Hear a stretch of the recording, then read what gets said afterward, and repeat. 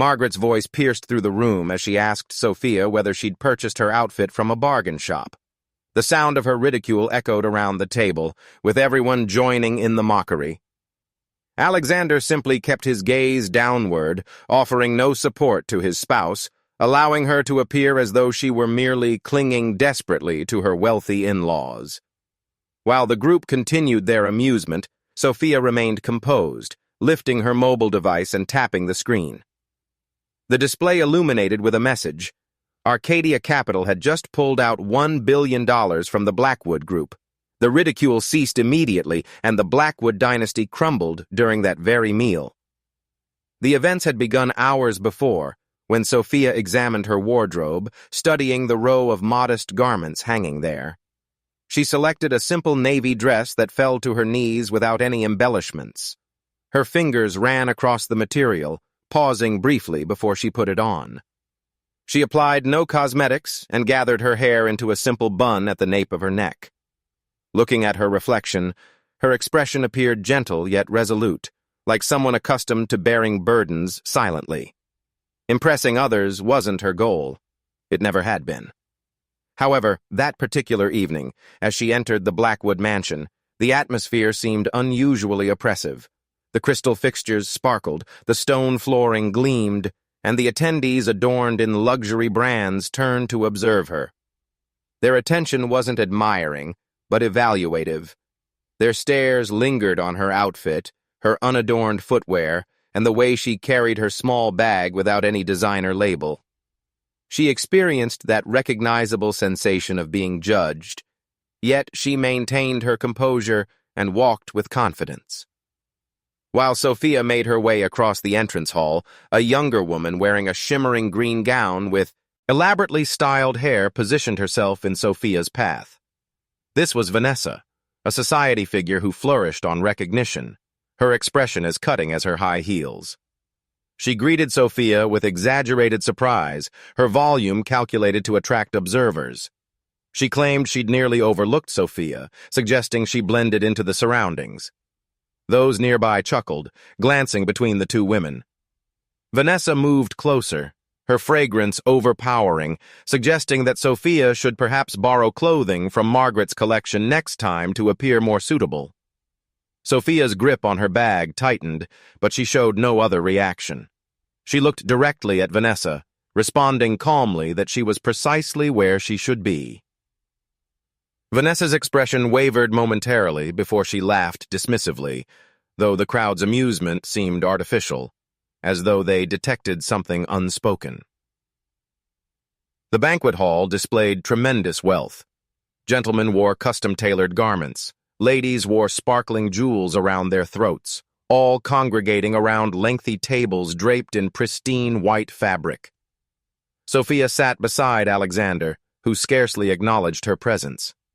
He occupied himself with his sleeve fasteners, his expression tense, appearing as though he wished to be elsewhere. Margaret, his parent, occupied the prominent position at the table's end, her silver locks arranged elegantly, her crimson lip color striking like a weapon. She possessed the ability to make any space feel constricting with merely a glance. Henry Cross, the family's legal counsel, sat opposite Sophia. His necktie appeared overly constricting, his expression practiced and smug. Additional family members surrounded them. A relative with artificial laughter, a family member constantly checking his device, a business colleague whose expensive timepiece demanded notice. They all shared that same quality of entitlement and untouchability, secure in their elevated position. Margaret initiated the verbal assault, remarking on Sophia's dress and questioning whether it came from a second-hand store. Her amusement was theatrical and performative, prompting the entire table to follow suit. Attention turned toward Sophia, expressions gleaming with entertainment.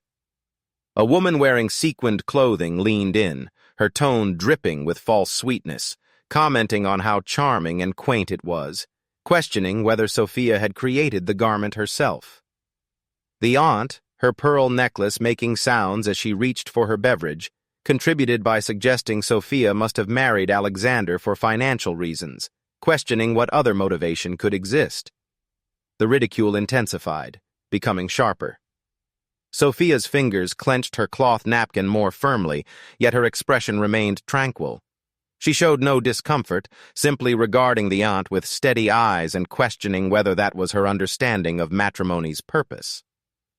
A brief silence fell over the gathering. Then Margaret dismissed it, laughing more forcefully to override the moment. As the initial course was served, a gentleman in a dark gray suit, Richard, some investment professional with a perpetual sneer, positioned himself across the table. His volume was intentional, meant to carry throughout the room. He addressed Sophia, questioning whether she understood financial instruments or simply pretended to comprehend when Alexander discussed business matters. The table responded with amusement, several attendees sharing meaningful glances. Richard reclined, rotating his wine glass, anticipating her struggle. Sophia placed her utensil down with deliberate movements and met his gaze. Her response was soft yet distinct, indicating she understood enough to know his recent business venture had failed. The atmosphere froze, Richard's complexion reddening as several gasps punctured the stillness. He attempted to respond but remained silent. His arrogance vanished. Sophia retrieved her utensil, sipping her soup as though nothing unusual had occurred, while the table shifted with discomfort. Henry Cross leaned backward in his seat, his manner oily and smooth. He suggested that genuine affection would have prompted Sophia to provide Alexander with a superior anniversary present, questioning what last year's gift had been. When someone mentioned it was a book, he expressed amusement, and the gathering erupted once more. Alexander repositioned himself, his complexion flushed, yet he remained silent, offering only a feeble smile as though participating in the jest. Sophia's mouth pressed together momentarily before she lifted her eating utensil and slowly consumed some of her salad. The atmosphere continued, the mockery intensifying like an approaching wave. A relative wearing a velvet jacket leaned over, informing Sophia that she needn't try so strenuously to belong, that remaining in her designated position was acceptable. The statement struck like a physical blow, but Sophia showed no response. She positioned her utensil down with precision and regarded him, her tone gentle, yet sufficiently sharp to make him hesitate. She questioned what he meant by her lane. The table responded with laughter again, though it now carried nervousness and irregularity. While servers delivered the primary course, a woman identified as Claire, a fashion publication editor with pinched features and a designer accessory around her neck, angled toward Sophia. She mentioned knowing of a charitable thrift establishment she could suggest, noting they carried garments that might accommodate Sophia's financial limitations. Her manner was entirely false kindness, though her gaze remained frigid and calculating. The gathering tittered, some concealing their amusement behind their napkins, and Sophia halted, her cutting instrument hovering above her dish. She observed Claire, her expression impossible to interpret, and stated that she dressed for her own satisfaction, not for others' endorsement. Claire's expression became rigid, her accessory suddenly appearing constrictive. The table's amusement diminished, replaced by several uncomfortable throat clearings. Sophia cut into her meat, her action steady, as though she hadn't just transformed the atmosphere's energy completely. The meal continued in this pattern, each remark cutting more deeply. Margaret, elevating her wine container, inquired about Sophia's family background, questioning whether they were agricultural workers or retail operators. The gathering roared with laughter. A gentleman in a striped suit, some investment professional, contributed that she'd likely never witnessed $1 million throughout her existence. Sophia's hand paused on her beverage container, her knuckles briefly whitening. She regarded him with unwavering eyes and responded that he might be astonished.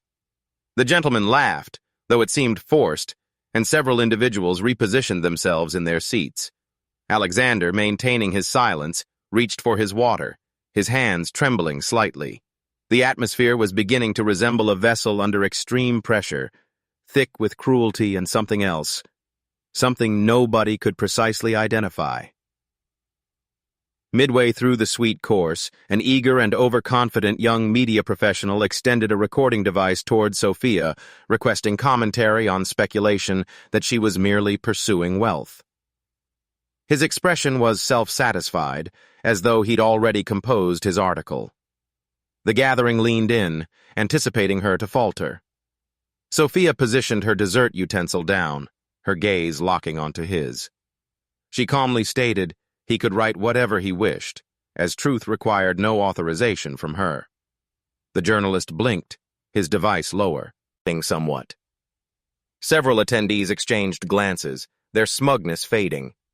Sophia consumed her coffee, her hands unwavering, while the journalist fumbled with his documentation, suddenly uncertain of his approach. Sophia's mobile device rested on the table, its display dark. She hadn't interacted with it throughout the evening, even when alerts vibrated softly. However, now, as Margaret launched into another narrative about the Blackwood family's latest transaction, a billion-dollar consolidation that would be transformative, she proclaimed, Sophia's fingers contacted the device. She didn't retrieve it immediately. She simply allowed her hand to remain there, as though anticipating something. Margaret observed this, her eyes narrowing. She questioned what Sophia was doing, mockingly suggesting she was reviewing discount vouchers. The table responded with amusement again, though it was beginning to seem rehearsed, as though everyone was performing roles in a narrative they didn't fully comprehend. Sophia smiled, just a slight curve of her mouth, and remarked how fascinating the billion-dollar figure was. Her tone was tranquil, perhaps excessively so, causing the atmosphere to pause. Margaret disliked that pause. She leaned in, her tone sharp, questioning what someone like Sophia could possibly understand about such figures. The gathering waited, expecting Sophia to diminish. Instead, she regarded Margaret with clear eyes and responded that she understood more than anticipated. The laughter resumed, loud and derisive. However, it had changed now. Several individuals glanced at each other with uncertainty. Henry Cross coughed, adjusting his neckwear. The aunt rolled her eyes, muttering about delusions. Yet Sophia simply reclined in her seat, her hands folded in her lap, as though observing a performance whose conclusion she already knew. As the evening progressed, a gentleman named Gregory, a board member with a resonant voice and golden timepiece, rose to celebrate the Blackwood heritage. His address was filled with bravado, commending Margaret's foresight and Alexander's prospects. Then he turned toward Sophia with a patronizing smile, acknowledging her as someone who keeps Alexander company. The atmosphere burst with laughter, beverage containers clinking. Sophia's expression remained unchanged, though her fingers tapped once on the table, a small, controlled gesture. She rose, her seat barely producing sound, and elevated her glass. She toasted to legacies, her voice clear, and to those who genuinely construct them. The atmosphere became quiet, Gregory's expression slipping. He sat down, his celebration forgotten, as Sophia lowered her glass without drinking. The dining vessels were removed, and the discussion shifted to the Blackwood dynasty. Margaret was in her element, discussing market valuations, executive decisions, the type of influence that commanded attention. She inquired, her voice resonating, about the actual wealth Sophia's family possessed. The inquiry was designed to trap, and everyone recognized it. The attendees laughed, some covering their mouths, others not bothering to conceal it. Alexander observed his dish, his jaw tense, and nodded slightly. He whispered, barely audible, that perhaps his mother was correct. The betrayal hung in the air, substantial and cold. Sophia's gaze flickered toward him momentarily before she looked elsewhere. Henry Cross interjected, his manner cutting, telling Sophia she didn't deserve to be associated with a Blackwood, questioning whether she understood that. The atmosphere awaited her collapse. Instead, she regarded him with icy eyes and said nothing. In a quieter instant, as servers refilled beverages, a woman named Lillian, an art merchant with a Shah, RP hairstyle and sharper tongue, angled toward Sophia. She suggested Sophia must feel displaced in this environment, her voice low but sufficiently loud for nearby attendees to hear. She noted that all this wealth and influence wasn't meant for everyone. Her smile was thin, as though she was doing Sophia a favor by highlighting this. Sophia rotated her head slowly, meeting Lillian's gaze. She remarked how amusing it was, her voice soft, that she felt completely comfortable. Lillian's smile froze, her fingers tightening around her container. The nearby guests shifted, their conversation halting, as Sophia turned back to her dish, her expression calm but unwavering. The silence carried more weight than the laughter had. Sophia reached for her mobile device, her movement slow and deliberate. She unlocked it, her thumb navigating the display with quiet confidence. The atmosphere didn't notice initially. They were too occupied with chuckling, whispering, circulating another serving of wine. However, then the large display at the chamber's front flickered. A message materialized, bold and unmistakable. Sophia Lane, proprietor of Arcadia Capital. The laughter ceased as though someone had severed a connection. Eating utensils clinked against dishes. A beverage container tipped, spilling crimson liquid across the table. Henry Cross became motionless, his mouth partially open. The media professionals in the atmosphere, invited to document the Blackwoods' significant evening, scrambled for their devices, their cameras. Sophia positioned her device down and stated that this was merely the beginning. Her voice was steady, as though she was presenting a fact. Margaret's complexion became pale. She screamed that it was impossible, her voice cracking, calling Sophia merely a parasite. Henry interjected, his hands trembling as he gestured toward the display, claiming those holdings were purchased for someone else, that she wasn't the proprietor. An uncle, his complexion red from excessive wine consumption, contributed that even if she was a shareholder, she was still just a woman. The atmosphere laughed, but it was desperate now, as though they were attempting to claw their way back to control. Alexander rose, his seat scraping the floor. He declared, his voice shaking, that he never required her money. Sophia didn't look at him. She simply lifted her beverage container, took a drink, and positioned it down with a soft sound. As the atmosphere grappled with the revelation, a server dropped a serving tray, the crash reverberating in the stunned silence. Attention turned, and in that instant, a woman named Diane, a public relations consultant with a polished smile and a reputation for managing crises, stood up. She addressed Sophia, suggesting they shouldn't overreact, her voice smooth but desperate, calling it all a misunderstanding that they could resolve together. She gestured toward the display as though she could dismiss it. Sophia tilted her head, her eyes narrowing slightly. She questioned what working together meant, her tone so calm it sent a chill through the atmosphere. She stated she didn't collaborate with people who didn't see her. Diane sat down, her smile crumbling as the journalist documented everything furiously, capturing every word. The atmosphere was unraveling. Attendees whispered, their voices sharp with panic. A woman in a golden gown dropped her utensil, her hands trembling. Sophia's device buzzed again, and she glanced at it, her expression unreadable. She pressed a control, and the display changed. Arcadia Capital had withdrawn its entire $1 billion investment. The statement hit like an explosion. The market indicator on another display began to plummet, crimson numbers flashing like alarm signals. Attendees gasped, some rising, others reaching for their devices. Margaret collapsed, set into her seat, her hands gripping the table. Alexander simply stared, his expression blank, as though he couldn't process what was occurring. Sophia rose, smoothing her garment, and remarked that she'd mentioned it was fascinating. In the chaos, a gentleman named Paul, a technology investor with a loud laugh and louder opinions, attempted to regain control. He rose, elevating his voice over the murmurs. He challenged Sophia, calling it merely theatrics, claiming she lacked the courage to destroy a company like this. His laughter was forced, his eyes darting to the plummeting market indicator. Sophia turned toward him, her movement slow and deliberate. She questioned his use of the word courage, her voice cutting through the noise.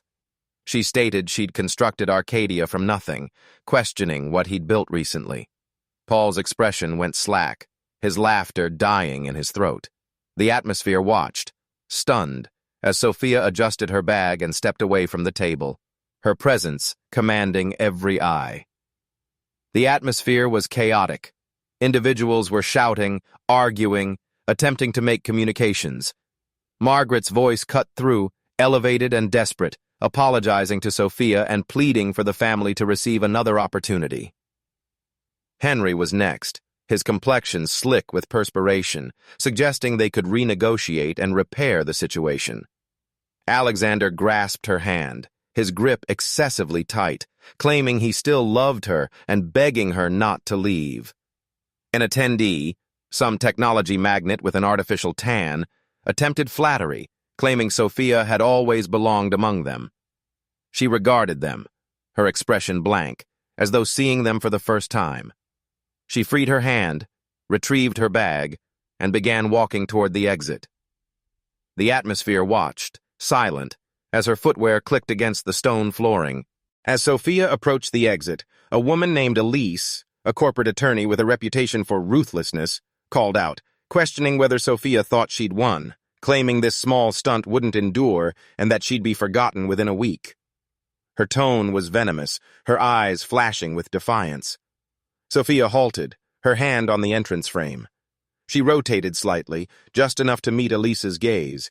She quietly repeated the word, forgotten, her voice so soft it forced the atmosphere to lean in. She suggested checking portfolios the following day. Elise's complexion paled, her bravado crumbling as Sophia departed, leaving the threat suspended in the air like smoke. Sophia didn't halt. She didn't turn back, but the information was already spreading. Devices buzzed, alerts pinged. A journalist shouted that it was on social media, that Blackwood Group was finished. The display showed a headline, "The humiliated spouse destroys her husband's dynasty."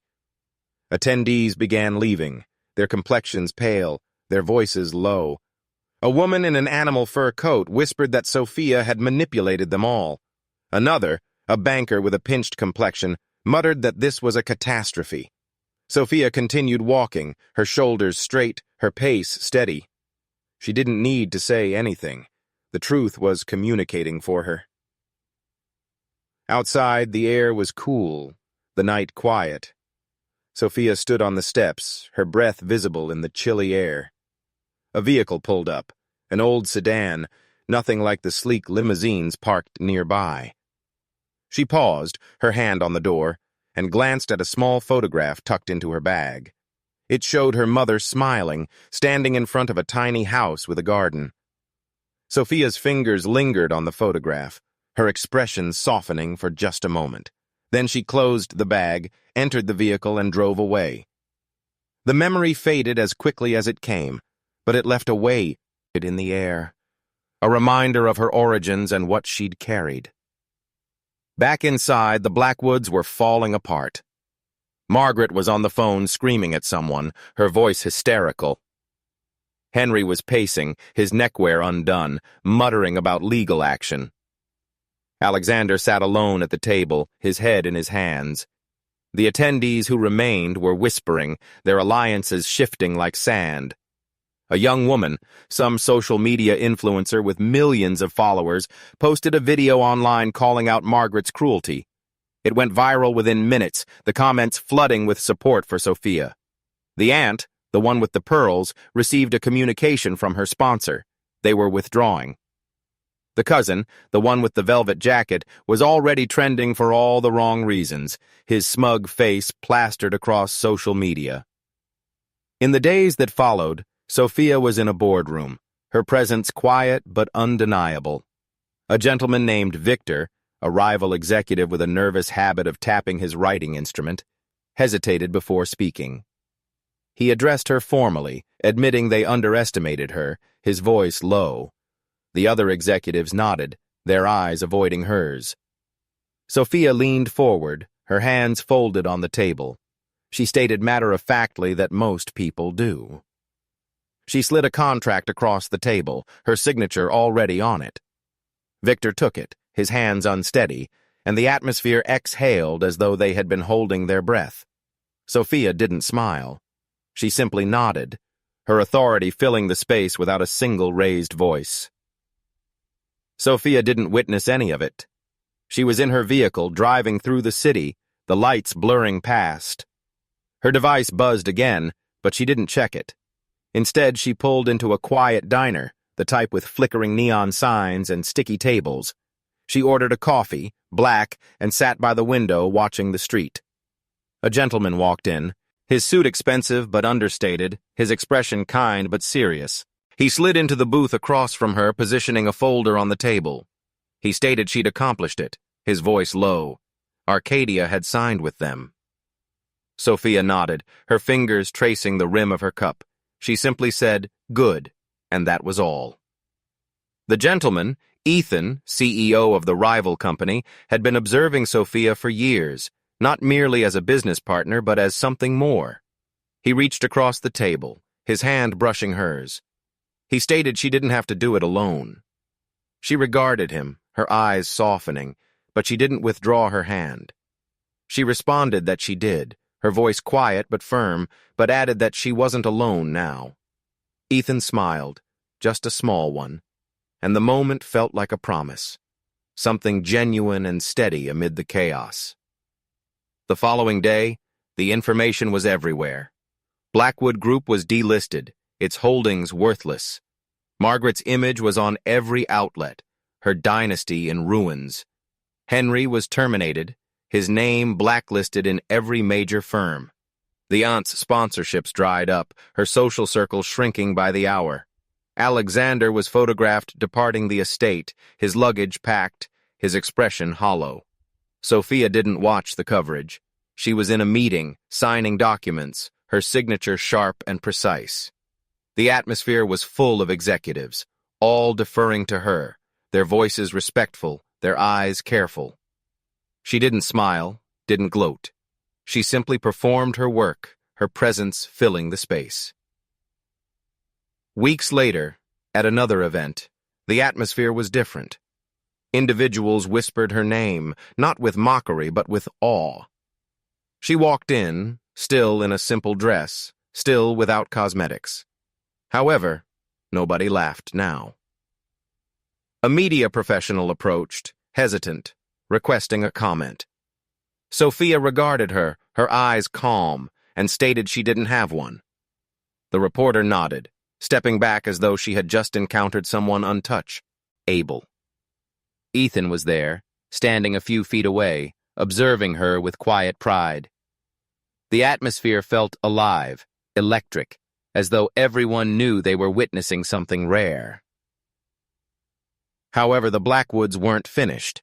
At one final gathering, a desperate attempt to salvage reputation, Margaret rose, her voice trembling. She declared Sophia would die alone, that nobody loved her. Henry, his career in ruins, contributed that people only followed her for her wealth. Alexander, his eyes red, whispered that she'd regret this.